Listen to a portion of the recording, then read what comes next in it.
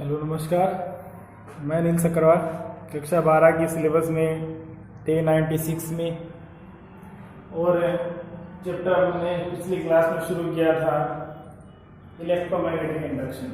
अब उस चैप्टर को आगे बढ़ाते हैं। हमने कुछ जनरल डिस्कशन उसमें किए थे जिसमें हमने हेनरी फैराडे के प्रयोग किए थे और थोड़ा सा बता दें कि उसमें हमने इसकी डेफिनेशन निकाली थी कि विद्युत चुंबकीय प्रेरण क्या होता है। उन प्रयोगों के द्वारा भी यही सिद्ध किया गया था कि जब भी किसी कुंडली के चुंबकीय फ्लक्स में परिवर्तन होता है तो वहां प्रेरित विद्युत वाहक बल या धारा उत्पन्न होती है। ये चुंबकीय फ्लक्स में परिवर्तन के कारण उत्पन्न हो रही है प्रेरित विद्युत वाहक बल, इसलिए इसको क्या कहते हैं, विद्युत चुंबकीय प्रेरण। ये घटना ही विद्युत चुंबकीय प्रेरण कहलाती है। इसके लिए हमने कुछ एक्सपेरिमेंट किए थे कि अगर मान लो कुंडली एक हमने परिपथ बनाया था जिसमें धारा मापी जोड़ दिया तो पता चल जाएगा इसमें करंट आ रहा है या नहीं आ रहा। दूसरी हमने कुंडली ली, चुंबक लिया, उसको पास लेके आए, दूर लेके गए, स्थिर करवा के देखा। फिर हमने कुंडली को लिया, उसको किसी लकड़ी की छड़ पे लपेट दिया, फिर उसको दूर नजदीक ले जाके देखा और फिर लास्ट में हमने देखा कि ऑन करते हैं, ठीक और ऑफ करते हैं तो क्या स्थितियां होती है। प्रत्येक स्थिति में हमने ये देखा कि चुंबकीय फ्लक्स में अगर परिवर्तन होगा तो विद्युत वाहक बल उत्पन्न होगा। अगर चुंबकीय फ्लक्स समान हो जाए, परिवर्तन नहीं हो तो प्रेरित विद्युत वाहक बल की उत्पत्ति नहीं होती है। इसलिए मैंने उस समय उस क्लास में भी बताया था कि भाई सबसे महत्वपूर्ण बात परिवर्तन है इसके अंदर, कि परिवर्तन का ध्यान रखना कि परिवर्तन हो रहा है। परिवर्तन हो रहा है तो ही ये बात लागू होगी, वरना नहीं होगी। अब हम उसमें आगे चलते हैं, नेक्स्ट बात लेते हैं, नेक्स्ट टॉपिक लेते हैं। नेक्स्ट टॉपिक हमारे पास चुंबकीय फ्लक्स,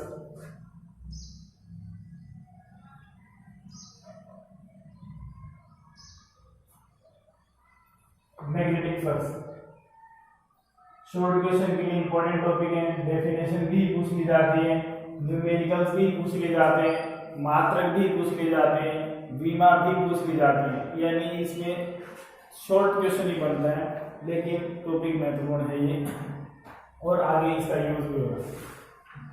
जैसा कि मैंने पहले कई बार जिक्र किया है कि जो बात हम विद्युत क्षेत्र के लिए लेते हैं वही बात चुंबकीय क्षेत्र में। इसलिए पिछले चैप्टर में भी हमने थोड़ा शॉर्ट में उससे बात की थी, महत्वपूर्ण बातें हमने सारी कर ली थी, लेकिन हर डेरिवेशन को मैंने नहीं किया। जैसे विद्युत क्षेत्र के लिए बल आघूर्ण निकालते हैं तो is equal to P sin theta, हमने चुंबकीय क्षेत्र का नहीं निकाला।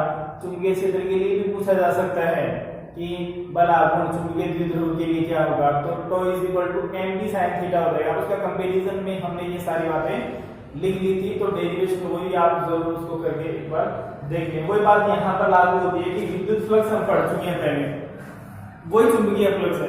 वो विद्युत क्षेत्र के लिए था, ये चुंबकीय क्षेत्र के लिए। विद्युत क्षेत्र के लिए क्या था कि किसी पृष्ठ के लंबवत गुजरने वाली विद्युत क्षेत्र रेखाओं की संख्या विद्युत फ्लक्स कहलाती है।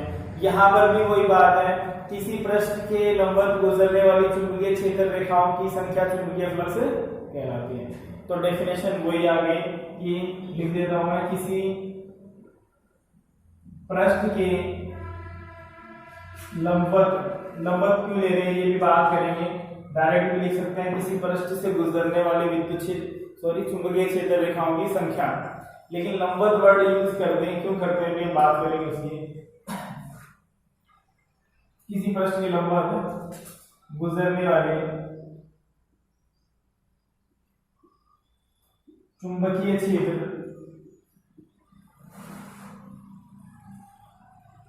रेखाओं की संख्या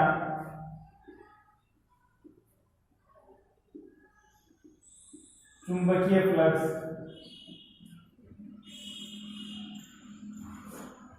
कहलाती है।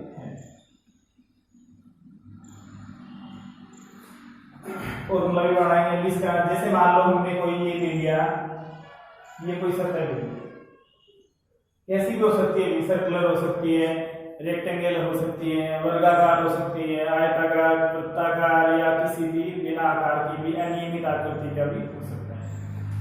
अब देखो यहाँ पर जब हम कोई पृष्ठ लेंगे, कोई सतह लेंगे, इसका कोई अल्पांश लेंगे, तो किसी भी सतह पर अल्पांश की दिशा उस सतह के लंबवत होती है, समांतर तो नहीं हो सकती, लंबवत होगी। जैसे हमने ये इस अल्पांश की बात कर ले तो यहाँ पर सॉरी इस सतह की बात हो रही, ये सतह है, हम इसकी मोटाई नहीं मान रहे, सतह की मोटाई नहीं होती है। तो यहाँ पर अल्पांश लेंगे तो इसकी दिशा क्या हो गई, लंबवत हो जाएगी और ऊपर की ओर हो जाएगी। ये आप इधर बात कर रहे हैं तो इसकी सतह के लंबवत इसकी दिशा नीचे की तरफ हो जाएगी। ये मान लो सतह ऐसे ही है, जैसे बोर्ड बना रखा है हमने जैसी है, तो इस पर अल्पांश कैसे आएगा, सतह के लंबवत और बाहर की ओर ऐसे होगी इसकी अल्पांश की दिशा। अब ऐसे तो बढ़ा नहीं सकते, इसलिए हम इसकी डायरेक्शन ऐसे शो करेंगे, ये इसकी डायरेक्शन है एन कैप। एन कैप क्या शो करता है, इसकी वैल्यू इकाई होती है, इकाई सदिश है ये, लेकिन ये दिशा को शो करता है। या किसकी दिशा है, ये अल्पांश की दिशा है। अल्पांश हमने मान लिया ds है। अब चुंबकीय क्षेत्र कैसे भी आ रहा है, मान लो इस तरह से आ रहा है, चुंबकीय क्षेत्र इस तरह से आ रहा है, तो वो इस अल्पांश से कितना कोण बढ़ाएगा उस बात पे डिपेंड करेगा। तो इससे गुजरने वाली ये बल रेखाओं की संख्या ये हो जाएगी। जैसे इसका कोण ले, अगर इसका कोण बन रहा है, ये यहाँ मान लिया क्या बन रहा है, थीटा बन रहा है, थीटा। अब आप लिखते हुए लंबवत क्यों लेते हैं, ये बी है। कोण आपको ध्यान रखना है किसके साथ लेते हैं, दो सदिश राशियों में कोण लिया जाता है। सदिश राशियां जिनकी दिशा होती है, अदिश राशियों के साथ कभी भी कोण नहीं होगा, क्योंकि दिशा ही नहीं होगी तो फिर हम उसको शो किधर करेंगे। इसलिए एक तो ये अल्पांश हमने लिया यहाँ है, लेकिन एंगल किसके साथ, डायरेक्शन के साथ ले रहे हैं, तो इसकी डायरेक्शन की तरह इसके परपेंडिकुलर है, तो हमने ऊपर की तरफ ऐसे बढ़ा, इधर है, इधर से मैग्नेटिक फील्ड ऐसे आ रहा है, इसमें चुंबकीय क्षेत्र जो है, क्षेत्र रेखाएं आ रही है इधर। अब इनका जो कोण है वो इसके साथ क्या बन रहा है, थीटा बन रहा है। ये भी सदिश राशि है, एन के भी सदिश राशि है, इकाई सदिश है। तो ये देखो जिसके साथ, जिस अक्ष के साथ कोण बनता है वो क्षैतिज घटक होता है। अगर हम किसी भी वैल्यू को घटकों में विभाजित करें तो हम उसको क्षैतिज और ऊर्ध्वाधर घटकों में विभाजित करते हैं। 11वीं बहुत डिटेल से हम बात करते हैं कि जब वेग के घटक कर रहे हो आप, स्थिति सदिश के घटक कर रहे हो, अगर किसी कोण पर है तो हम उसको दो घटकों में विभाजित कर देते हैं, क्षैतिज और ऊर्ध्वाधर। क्षैतिज घटक वो होता है जिसके साथ कोण बढ़ रहा है, वो क्षैतिज घटक होता है। तो क्षैतिज घटक किसके साथ कोण, यहाँ किसके साथ बन रहा है, एन के साथ बन रहा है, तो ये इधर इसका कौन सा घटक आएगा, क्षैतिज घटक। किसका, बी का, बी कोस थीटा। और ऊर्ध्वाधर घटक इधर आएगा इसका, ठीक परपेंडिकुलर 90 डिग्री पर इस तरफ आएगा। अब ये कहते हैं कोई इस तरफ 90 डिग्री नहीं बढ़ेगा, क्योंकि जिसके टुकड़े किए जाते हैं वो परिणामी मान होता है, रिजल्टेंट वैल्यू होती है, और परिणामी मान दोनों अक्षों के बीच में होता है, क्षैतिज और ऊर्ध्वाधर के बीच में। यानी हमने इसी के दो टुकड़े किए तो एक भाग इधर एक भाग इधर, ये बीच में मान मिलेगा। इसलिए ये बात आप जरूर ध्यान रखें कि लंबवत घटक जो हम बढ़ाते हैं इसका, ऊर्ध्वाधर घटक, वो क्षैतिज के दूसरी तरफ उस तरफ होगा जिस तरफ हमने जिस वैल्यू के घटक किए। जैसे हम बी के घटक किए हैं तो क्षैतिज घटक तो जिसके साथ कोण बन रहा है वो हो गया, ऊर्ध्वाधर घटक कौन सा होगा, इधर बी है, इधर होगा, तो इधर भी बढ़ाना, ये बात ध्यान रखना, इधर हो गया बी साइन थीटा। अब देखो अगर कोई विद्युत क्षेत्र रेखाएं ऐसे जाएंगी तो वो तो ये सतह ऐसे ही जाएंगी तो इस सतह के ऊपर से और नीचे से चली जाएंगी, ऐसा नहीं है बीच में से चली जाएंगी, क्योंकि सतह की मोटाई नहीं होती है, नेग्लिजिबल होती है, उसका यूज नहीं होता है। जैसे यू मान ले भाई एक हमारे पास कॉपी का पेज है, तो पेज की देखो लंबाई चौड़ाई तो कॉपी दिखाई देगी, लेकिन उसकी मोटाई न के बराबर दिखाई देगी। तो उस मोटाई में से ऐसा नहीं कह सकते भाई उसमें से भी चुंबकीय क्षेत्र रेखाएं या विद्युत क्षेत्र रेखाएं गुजर जाए। वो कहाँ से गुजर सकती है, इसके लंबवत, ये पेज है, इसके लंबवत ऐसे आएंगे तो ही गुजरेंगे। तो इसीलिए लंबवत गुजरने वाली संख्याओं का मान इसलिए लिया जाता है, ये लंबवत वर्ड इसलिए लिया जाता है, वरना वैसे भी आप ध्यान रख सकते हो। तो इसमें क्या होगा, साइन घटक इसका काम में नहीं आता है कभी भी। तो अपने पास वैल्यू हो गई, फाई का मान हमें निकालना है, तो फाई का मान ऐसे निकाल सकते हैं, B vector dot ds vector भी लिख देते हैं इसे। क्यों लिख देते हैं, क्योंकि फाई इज इक्वल टू क्या आ गया, b ds, a dot b क्या होता है, a b cos थीटा, ये आ गया। दूसरा अभी cos थीटा कौन सा मान है, रियल में ये वैल्यू इस तरह से है कि b का तो कौन सा घटक है, cos घटक, और साथ में क्या मल्टीप्लाई बाय ds, इसलिए इसको b ds cos थीटा लिख देते हैं यहाँ से। और फिर यहाँ से जब cos थीटा है इसका मतलब ये अदिश गुणा है, अदिश गुणा है तो इसको a डॉट b की फॉर्म में लिखा जा सकता है। ये तो बात होगी इसकी परिभाषा में, तो आपको ध्यान रखना है कैसे ये लिया गया है। कोण का फिर ध्यान रखना, एक बार फिर बता देता हूं मैं, कोण किसके साथ बन रहा है, ds के साथ नहीं बन रहा है, ये बात ध्यान रखना। क्वेश्चन की लैंग्वेज ऐसी आती है वहां हम थीटा की वैल्यू बिना सोचे समझे गलत रख देते हैं। तो यहाँ कोण किसके साथ बन रहा है, चुंबकीय क्षेत्र और अल्पांश की दिशा के साथ कोण बन रहा है, अल्पांश के साथ नहीं बन रहा है, दिशा के साथ कोण बन रहा है। तो अगर आपको अल्पांश के ये क्षैतिज के साथ कोण दे दें तो इसका मतलब इधर वाला कोण दिया गया। अगर आप कहते हैं चुंबकीय क्षेत्र इसके ऊर्ध्वाधर घटक या दूसरा यूं कह दें कि सतह के साथ बनाया गया कोण, तो सतह तो ये है, इसके साथ कोण कौन सा बन रहा है, ये बन रहा है। हमें सतह का कोण नहीं लेना, हमें अल्पांश की दिशा का कोण लेना है, तो ये ध्यान रखना पड़ेगा। ये उल्टा दे देते हैं तो 90 माइनस करना पड़ता है। अब आते ही बात इसके मात्रक पे आते हैं, फिर इसकी वैल्यूज पर आते हैं। इसमें जो कंडीशन लिए क्षेत्रीय ऊर्ध्वाधर की उनके बारे में सबसे पहली बात, इसका जो मात्रक है वो फाई इज इक्वल टू क्या है, बीडीएस है। तो बी जो चुंबकीय क्षेत्र है इसका मात्रक क्या होता है, टेस्ला, क्षेत्रफल का मात्रक क्या होता है, मीटर स्क्वायर। एक मात्रक आप अगर याद नहीं रहे तो फॉर्मूले से निकाल सकते हैं, टेस्ला इनटू मीटर स्क्वायर। दूसरा मात्रक इसका होता है वेबर, वेबर साइंटिस्ट के नाम पर है, तो इसको WB से लिख देते हैं, W और इसके साथ स्मॉल b, वेबर। इसका एक मात्रक और होता है मैक्सवेल,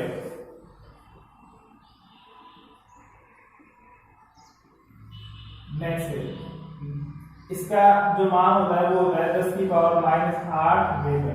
वेबर कह दो या टेस्ला मीटर स्क्वायर कह दो। तो अगर कोई वैल्यू आपको मैक्सवेल में दे रखी है तो ध्यान रखना है वो आपको चुंबकीय फ्लक्स दे रखा है, फाई से लिखते हैं इसे। दूसरी बात a डॉट b है, अदिश गुणा है, इसका मतलब किस तरह की राशि है, अदिश राशि है। थोड़ा सा देखें ध्यान से तो हमें वैसे ही पता चल जाएगा। गुजरने वाली विद्युत क्षेत्र चुंबकीय क्षेत्र रेखाओं की संख्या है, तो संख्या कौन सी राशि होती है, संख्या का कोई मात्रक नहीं होता है, संख्या क्या होती है, अदिश राशि होती है, दिशा नहीं होती है संख्या में। तो यहाँ पर ये क्या है, संख्या है, इसलिए किस तरह की राशि है, ये अदिश राशि है। ये छोटी छोटी बातें ध्यान रखने योग्य है, काम आ जाती है। कभी कभार क्वेश्चन कैसे भी पूछा जा सकता है। तो मैक्सवेल आप ध्यान रखें, क्वेश्चन में अगर कोई वर्ड नहीं लिखा है, भी क्या दे रखे है, कोई वैल्यू दे दी, मान लो 10 मैक्सवेल दे दिया, तो 10 मैक्सवेल का मतलब वहां क्या दे रखा है, वो फ्लक्स फाई का मान दे रखा है, ठीक है। ये तो आ गई इतनी बातें इसकी। अब आगे सॉल्व करते हैं इसको, कि अगर आपको क्वेश्चन किस प्रकार से इसमें से न्यूमेरिकल किस प्रकार से दिए जा सकते हैं। इसके लिए हम एक दो कंडीशन लिख लेते हैं, स्पेशल केसेस। फर्स्ट, यदि चुंबकीय क्षेत्र सतह के लंबवत आरोपित हो, तो यदि चुंबकीय क्षेत्र B सतह के लंबवत आरोपित हो, तो चुंबकीय क्षेत्र B सतह के लंबवत आरोपित हो, तो लंबवत आरोपित होने का मतलब ये तो है भाई सतह, और चुंबकीय क्षेत्र कैसे आ रहा है, ऐसे है, ये लंबवत हो गया। और अल्पांश की दिशा भी किधर है, सतह के लंबवत, अल्पांश भी सतह के लंबवत, चुंबकीय क्षेत्र भी सतह के लंबवत। तो लंबवत वर्ड देख के कंफ्यूज नहीं होना है। सबसे बड़ी गलती ये रहती है कि हम हर जगह लंबवत का मतलब 90 डिग्री लेते हैं और हर जगह समांतर का मतलब 0 डिग्री लेते हैं। ऐसा नहीं है, यहाँ पर लंबवत का मतलब क्या है, 0 डिग्री है। इसीलिए मैंने पहले इस बात पे ज्यादा जोर दिया था कि आपको थीटा का मतलब ध्यान रखना है कि डीएस के साथ नहीं है, सतह के साथ नहीं है, सतह के साथ कोण नहीं है, हमें सतह के साथ दे रखा है संबंध। कोण किसके साथ है, कोण है अल्पांश की दिशा के साथ, अल्पांश के साथ, अल्पांश की जो यूनिट वेक्टर है, इकाई सदिश है, उसके साथ है। तो यहाँ थीटा की वैल्यू कितनी होगी, हमें ये दे दिया सतह के लंबवत है, अल्पांश की दिशा भी सतह के लंबवत है, तो दोनों क्या हो गए, एक ही दिशा में हो गए। तो इस स्थिति में आपको ध्यान रखना है थीटा बराबर है 0 डिग्री है, ये वाला बात आपको ध्यान रखना है। दूसरा, इसको सिंपल वे में लिख दिया जाए, नॉर्मली ये लैंग्वेज यूज की जाएगी न्यूमेरिकल में, आप ध्यान रखना जरूर। अगर आपको सिंपल वे में लिख दें तो सीधा ये कह दे भाई यदि कोण 0 डिग्री है बी और डी एस के बीच में, बी और डी एस के बीच में कोण 0 डिग्री, ऐसा कहा नहीं जाएगा, हमेशा ये लैंग्वेज दी जाएगी। तब तो कुछ करना ही नहीं, भाई 0 डिग्री दे ही दिया तो कोण दे दिया सीधा। लेकिन अगर इस तरह की लैंग्वेज दी गई है तो ध्यान रखना है कि चुंबकीय क्षेत्र की स्थिति क्या है। फिर cos 0 की वैल्यू क्या हो जाएगी, 1 हो जाएगी, और फाई इज इक्वल टू क्या रहेगा, b इंटू ए, और ये इसकी मैक्सिमम वैल्यू होती है। यानी जब चुंबकीय, अगर दूसरा क्वेश्चन कि किसी भी सतह से चुंबकीय फ्लक्स अधिकतम कब गुजरता है, कब गुजरता है, जब फ्लक्स चुंबकीय क्षेत्र सतह के लंबवत आरोपित होता है। तो लंबवत आरोपित होता है तो इस समय गुजरने वाले फ्लक्स का मान अधिकतम होता है, अधिकतम फ्लक्स गुजरता है। दूसरी केस ले लें, यदि चुंबकीय क्षेत्र बी सतह के समांतर हो, समांतर का मतलब ये वर्ड भी यूज कर लेते हैं, सतह के अनुदिश हो, अनुदिश का मतलब समांतर होता है। तो इसका मतलब क्या हो गया, चुंबकीय क्षेत्र ऐसे जा रहा है, ये सतह चुंबकीय क्षेत्र भी इसी डायरेक्शन में, लेकिन अल्पांश की दिशा इधर है, तो दोनों के बीच में कोण कितना होगा, ये तो दिशा ये हो गई और ये अल्पांश की दिशा हो गई, तो थीटा मान कितना हो गया 90 degree. In this case, theta is equal to 90 degree, and we know that cos 90 is equal to 0. Then by this equation, phi is equal to 0. This is the minimum flux and zero flux.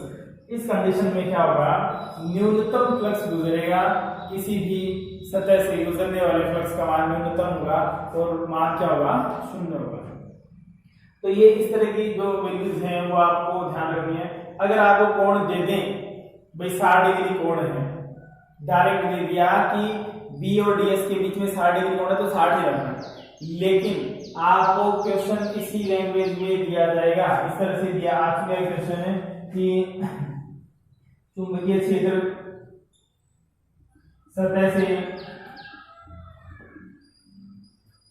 30 degree कोण से गुजरता है, यदि सतह वर्गाकार हो और भुजा 10 सेंटीमीटर हो तथा चुंबकीय क्षेत्र 1.5 गुणा 10⁻³ टेस्ला हो, तो फ्लक्स क्या होगा,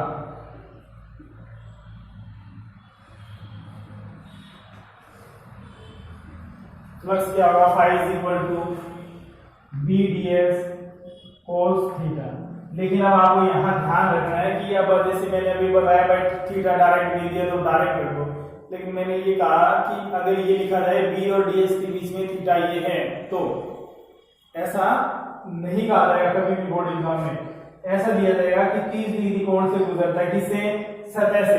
तो ये तो देखो, ये तो हो गई सतह, और इससे कितना डिग्री कोण पे गुजर रहा है, सतह से। सतह का मतलब, सतह तो ये इस तरह से है, इससे कोण बन रहा है, तो सतह के साथ कोण बन रहा है। ये तो कोण दिया गया वो किसके साथ है, सतह के साथ दिया गया 30 डिग्री। और हमें पता है कि यहाँ पर अल्पांश लेंगे तो उसकी दिशा तो ये होगी, तो कोण तो इधर वाला चाहिए, हमें दिया दूसरी साइड में, तो हमें उसको 90 में से घटाना पड़ेगा, 90 - 30 करेंगे तब 60 डिग्री आएगा। तो यहाँ लैंग्वेज पे जरूर ध्यान रखना है, थीटा का मान 60 डिग्री है और cos 60 का मान 1/2 होता है। बाकी एमकेएस के अनुसार सोल्व करना है, बाकी कोई दिक्कत नहीं आएगी, सामान्य चीजें। भुजा 10 सेंटीमीटर है, मीटर में बदल लेंगे, 100 का भाग दे देंगे, 1/10 बचेगा, 10⁻⁻1 लिख दें। और उसका क्षेत्रफल है, तो वर्ग का क्षेत्रफल, वर्ग का क्षेत्र भुजा स्क्वायर होता है, तो 10⁻⁻1 का स्क्वायर करेंगे तो क्या हो जाएगा, 10⁻2 मीटर स्क्वायर। तो बी की वैल्यू रख दो आप, बी की वैल्यू कितनी है, 1.5 गुणा 10⁻³ और डीएस की वैल्यू कितनी है, 10⁻² गुणा 1/2।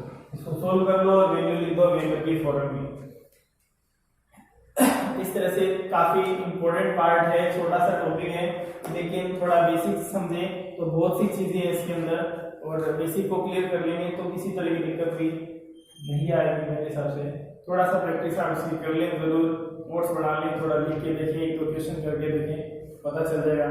बाकी बातें नेक्स्ट क्लास में करेंगे, फैराडे के नियम पढ़ेंगे अगले टॉपिक में। तब तक आप इसको रिवाइज करें और पढ़ते रहें।